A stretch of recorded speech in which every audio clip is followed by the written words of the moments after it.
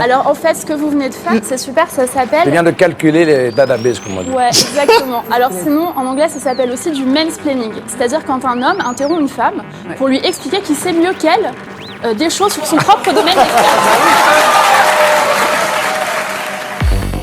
Dans la situation actuelle, j'insiste, l'usage du masque en population générale n'est pas recommandé et n'est pas utile. Et vous savez quoi? Moi, je sais pas utiliser un masque. Je pourrais dire, je suis ministre, je me mets un masque. Mais en fait, je sais pas l'utiliser. Parce que l'utilisation d'un masque, ce sont des gestes techniques précis. Je souhaite que dans les prochaines semaines, on rende obligatoire en fait, on a du virus. le masque dans tous les lieux publics clos. Évidemment, mais évidemment que c'est ces photos qui choquent et c'est.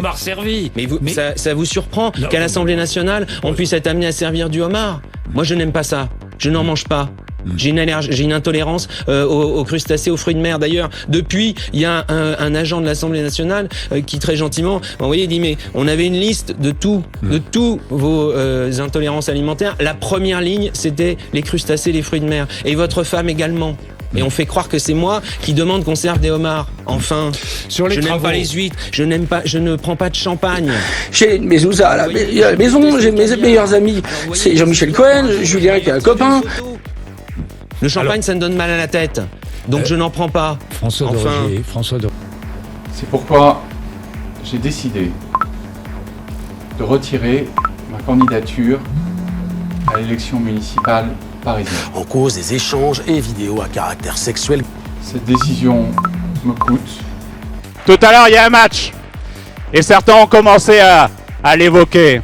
Et à Marseille, on a un truc. Vous savez, c'est... Je sais plus comment c'est, qui saute pas et pas marseillais. Alors je vous propose de vous lever. Et on va le faire ensemble. Allez, on y va. Qui saute pas n'est pas marseillais. Ok? Qui saute pas n'est pas marseillais. Ouais.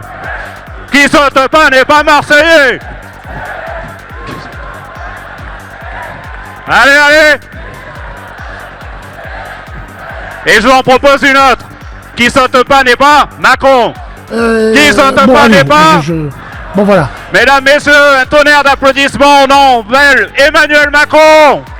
Justement, c'est gérable si on s'en donne les moyens. Moi, je pense que, comme dirait Spider-Man, un grand pouvoir implique de grandes responsabilités. Oui, moi, Ça chantait, c'est l'Île-de-France qui va s'enflammer. Votez Laurent, votez Laurent.